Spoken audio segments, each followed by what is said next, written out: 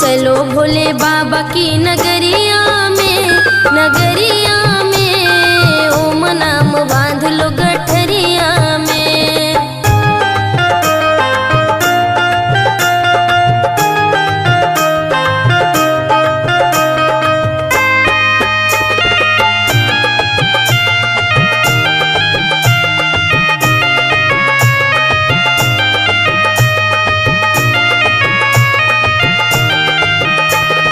हरिद्वार जाके हम भोले को मनाएंगे, भोले को मनाएंगे जी दिल से मनाएंगे।